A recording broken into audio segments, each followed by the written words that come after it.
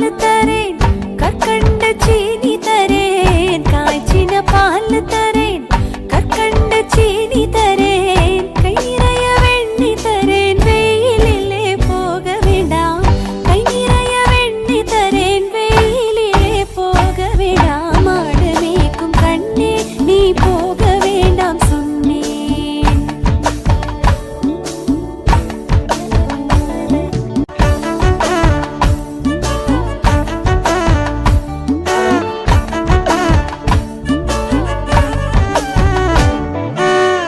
காய்ச்சின பால்